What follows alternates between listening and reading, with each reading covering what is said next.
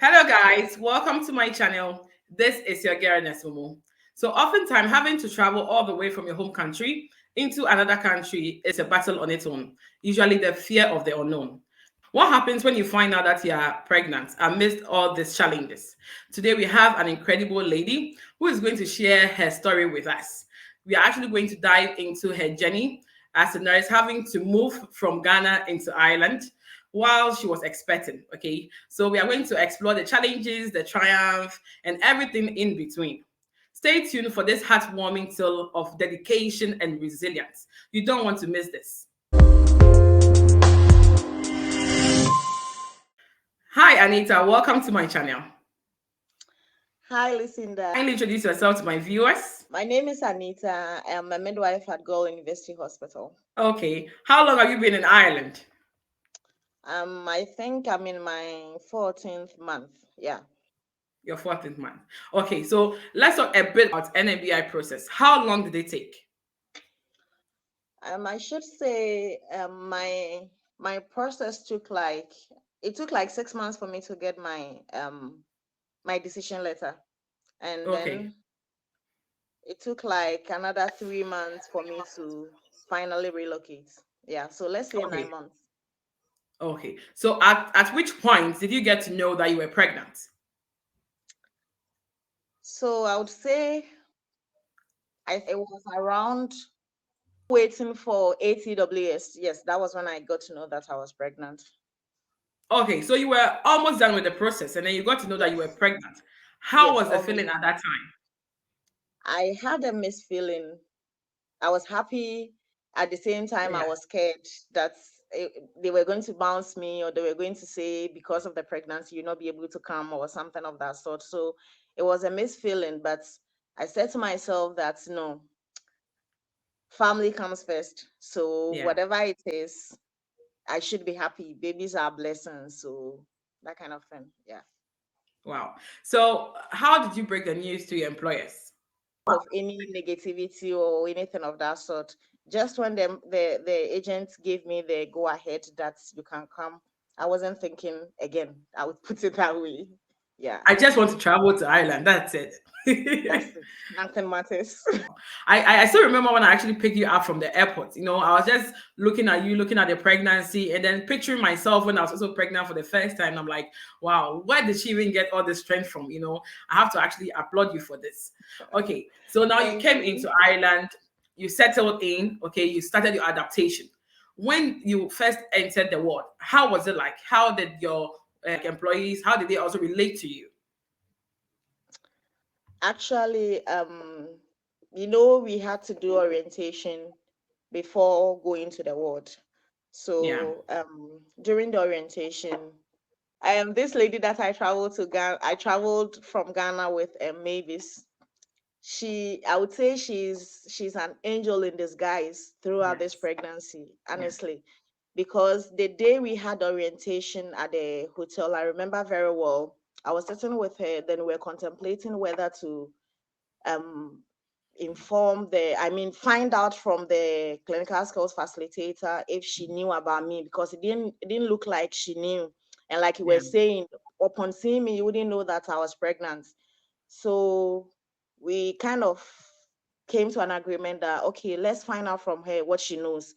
So we went Yeah. to the lady, asked her, and she was like, no, they are not aware. At that moment I felt like vanishing, because I was like, Yeah. I thought the employers were aware, but unfortunately, the agent didn't do justice to that. Yeah. Yeah. But just the moment she realized I was kind of taken aback, she was like, no, you are fine. You are good. Congratulations. Like they were all happy around, Wow. like they were happy, honestly. Yeah. The clinical skills facilitator, she was very happy, congratulating me. And then she was like, it's no problem at all. She asked how many weeks I was. I told her, and then she made her own calculations and said that, hey, you are going to definitely deliver before, Yeah. get your pen before you deliver. So Oh, it's no yeah. problem. So that was it. That, that was it. Okay. Yeah. So when it comes to balancing work and then the stress when it comes to pregnancy, how did you handle that? Because we all know that when you have your partner around, you can at least fall onto them, and for a few things. When you don't want to cook at home, all of those things. the challenges that pregnancy actually comes with. You feel tired, you feel sick, having to go to adaptation. And adaptation is of you have to prove yourself each and every day. Okay. How Exactly. did you handle that? Was it easy because would you say because you were pregnant, they were more considerate, or you would say that you still had to prove yourself even though you were still pregnant? First of all, I would say I would tackle the support aspect. Yeah. I would say it was difficult because I didn't have my husband with me Yeah. through it all, because you know how this process is. You can't come with Yeah. him. It's not like UK that you can Hmm. easily travel with your husband. So it Yeah. was kind of difficult, but he left me in the care of Mavis. Like I said, Yeah. he left me in the care of Mavis. Just at the airport, he was like, kindly take care of my wife for me. And she did a marvelous job, honestly. We were living in the same place. Mavis wouldn't let me carry anything. Mavis was there every time, every moment, cooking for me, massaging me. Like Ah, she was amazing. So I would say I got the support I needed, even though my husband wasn't around. She gave me that support, and she wasn't alone. With the other housemate, Irene was also there to yeah. support, giving me Yeah. pedicure and all of that. Ah. Yes. And my other colleagues here, Anika, Abigail, all of them, they were really of great support, I would say. And going back to the hospital, there wasn't any consideration as to me being Yeah. pregnant. You told them you are pregnant and then you can do it. So you are here. Yeah. Do it for us to see. Yeah. Um, I was working just like any other person, proving Mm-hmm. myself just like any other person. Honestly, there wasn't the only consideration I would say that was given to me is like, let's say when we are having a meeting, or Yeah. we are having a presentation or something, and all the others are standing, they would want to give me a chair to sit on. That was the only Wow. consideration. But apart from that, Yeah. there wasn't any special treatment So, or yeah. whatsoever. Yeah. Wow. Wow. Okay. So now I know a lot of my viewers will actually be interested. What happens? You came into a country where you have no idea of anything, especially their health system. How were you able to fit into the health system when I know it's free? So how did you do the registration? If someone also wants to take the same journey, okay, how would you advise a person? Actually, things in Ireland here are kind of different, honestly, Okay. because when you come in, you have to, even though the maternal health care is free, you have to register, first of all, register with a GP, a general practitioner, before Okay. the GP will give you the transfer to the hospital. So you'll be running Okay. between the hospital and the GP. Okay. And in my situation, it took forever to get in a GP. You ring them, they'll tell you that they are booked. You ring them, they'll tell you they are full. They are not taking up new people at the moment. It was really tough. So it Okay. was, and mind you, you have to register to be able to get the free maternal health care from, I mean, with HSC. You have to register with a public um GP, Okay. because I didn't know that from the beginning. From the So at beginning. first, I went to a private GP. I didn't know, honestly, I didn't know it was private or it Yeah. was public. And Yeah. after I was taken care of, they were now asking me for money. So I was like, I thought it was free. Then they said no. So they explained it to me, and I had to pay, like that kind Yeah. of way. So it was later, we trying to get a GP. It wasn't easy. And without a GP, you can't go straight to the hospital and register for antenatal care.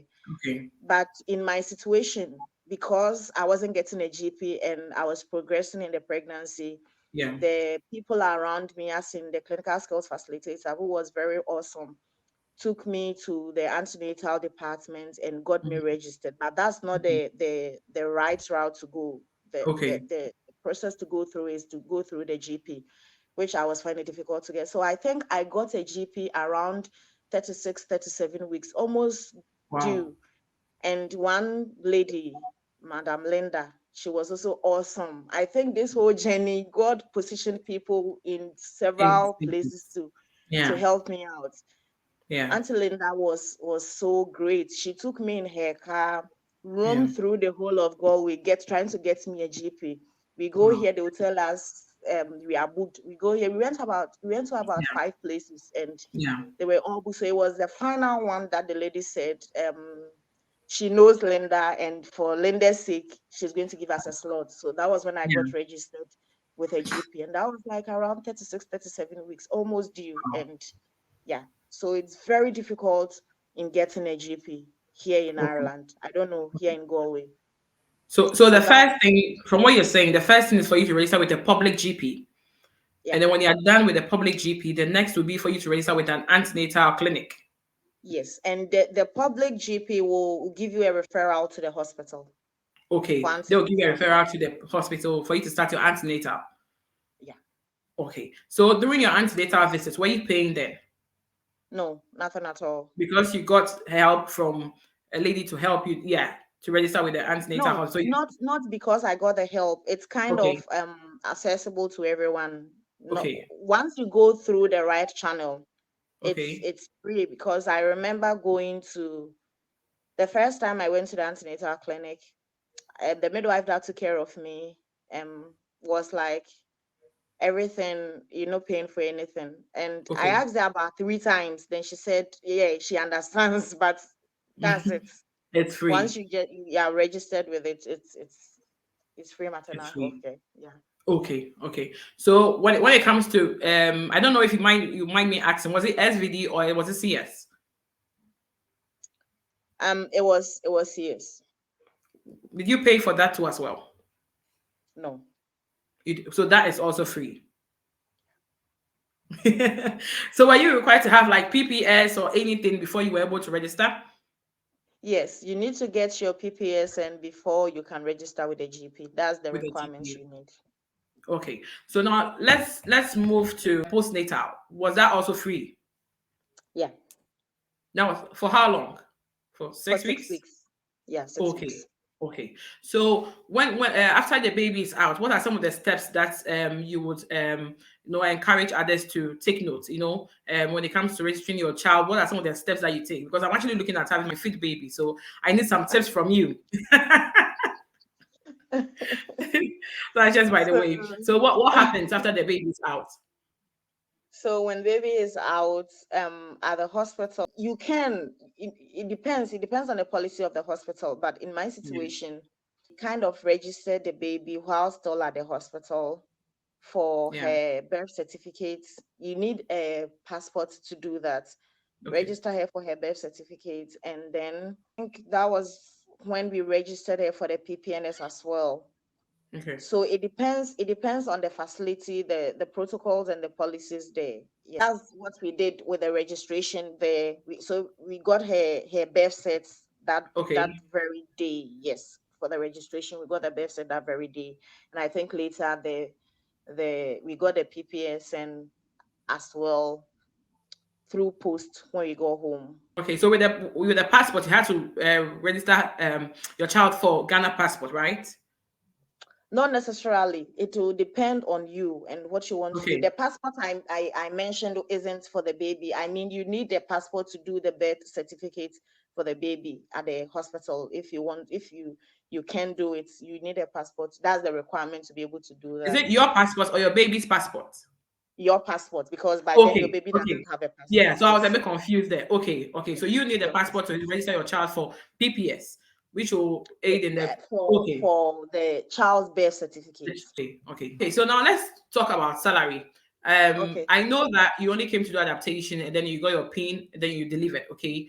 And when it comes to social benefits, I know you have to pay for at least 1 year towards PRSI before you qualify for maternity benefit from the government. When it comes to employer, what is the support that you actually received?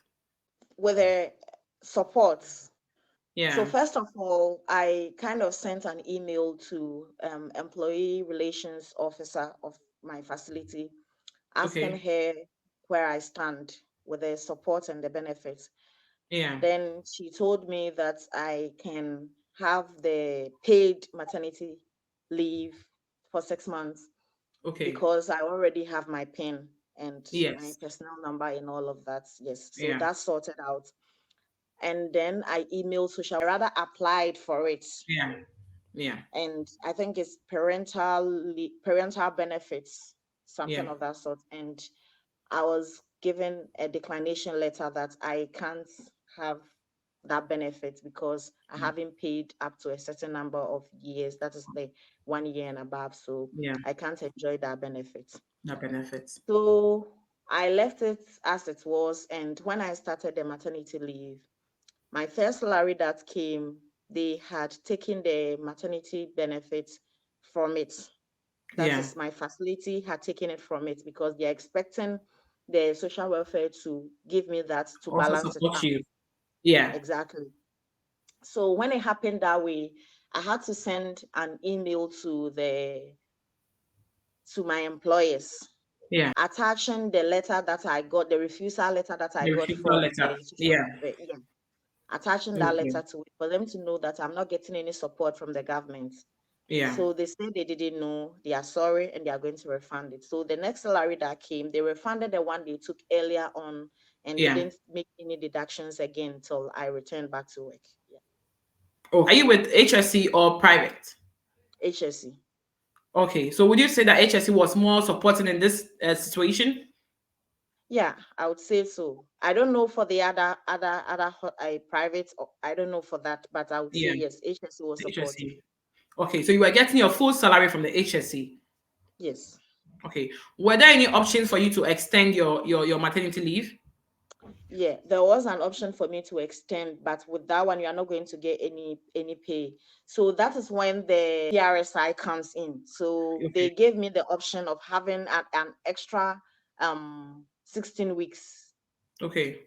16 weeks unpaid Okay. maternity leave. Maternity So in leave. that situation, if I had accepted, in my Okay. case, I wasn't going to get anything at the end of the month because I wasn't Okay. getting any Any. benefit from the government. But if I Okay. were to be getting benefit from the government, Payments. I was going to get the They're that contributing from the. support, Yeah.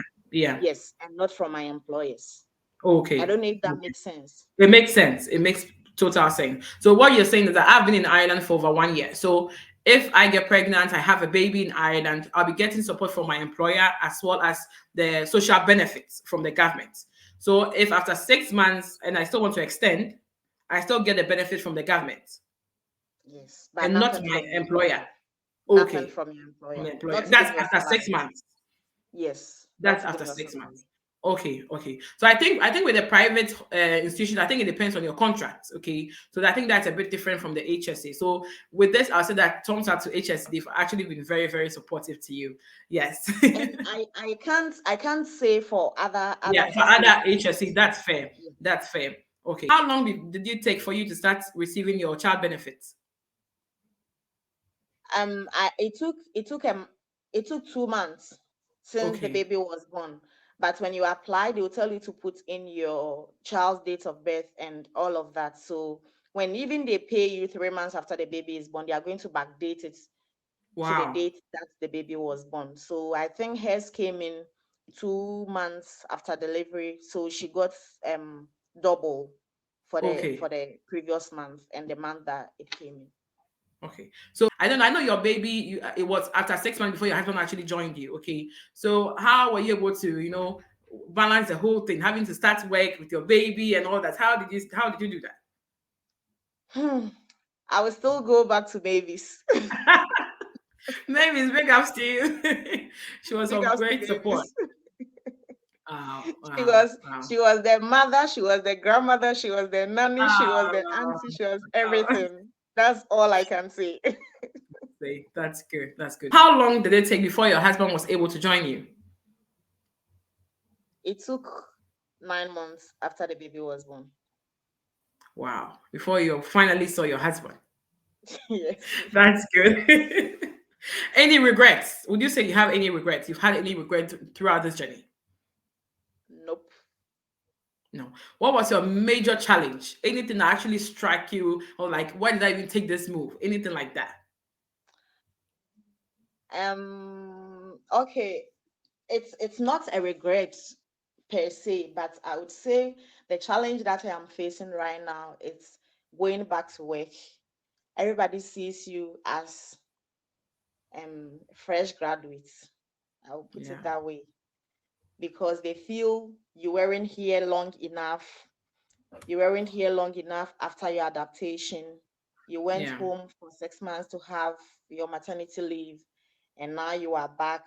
So they kind of treat you like you are fresh on the job. Yeah. Like a novice. Yeah. They don't even Yeah. consider your years of experience Of back home. experience. All they are looking at is that you just had a baby, and Yeah. then you are now starting everything afresh. Even when you know you can do it and you are doing it, they Mhm. still feel, Yeah. because you Yeah. just had a baby, you still left with certain things to do, and it's kind of difficult and challenging, because you go to work Okay. each day and you ask yourself, when will this stop? Okay. And any reference they are making, it's in regards to, Anita, you just had a baby, so you are not having Yeah. enough sleep and all of that, like that kind of thing. And it's really not pleasant.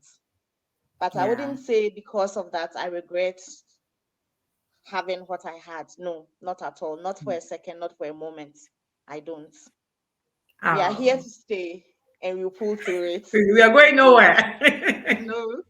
Any tips for any overseers looking at maybe in the same situation right now? Maybe the person has a decision letter and is pregnant, or maybe has a visa and then she's pregnant. She just found out that she's pregnant. What are some of the tips, or let them just say tips and advice you give to the person? What I would say is that no child is a mistake. Yeah. No child is a mistake. That's the first thing that I would say. Babies are Yeah. blessings, blessings from God.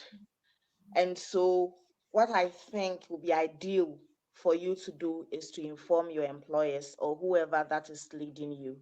You will inform them. And you also have to consider how far you have gone in your pregnancy.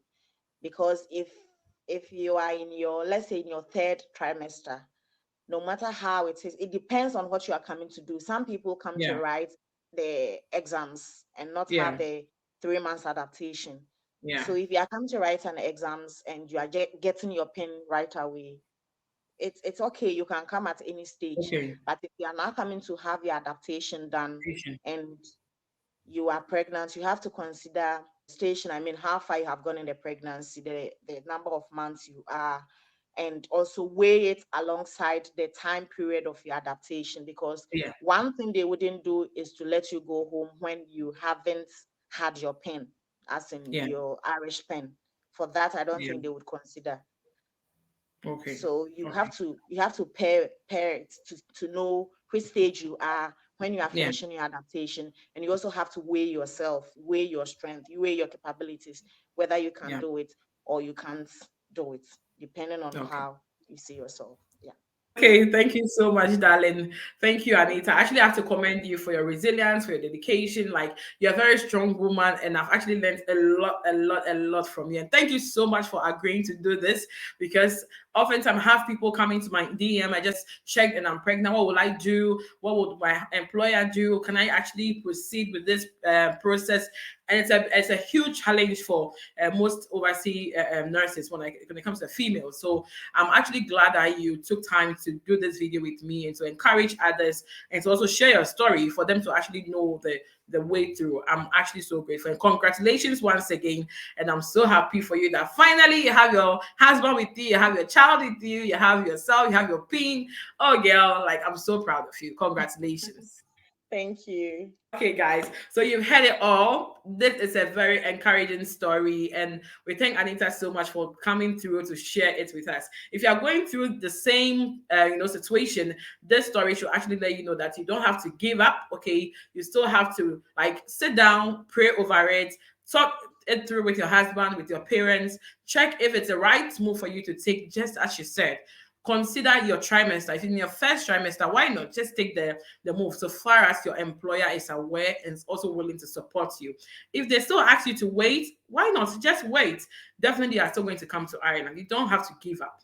Giving up is not an option. Thank you guys so much for always coming through, for checking my videos, and for sharing, for liking, and also for dropping a comment. I'm still going to encourage you to still drop a comment. Let's congratulate Anita and also help share these videos to also reach out to others that it would be of benefit. See you all soon on my next video. And once again, Merry Christmas and a prosperous New Year. Bye.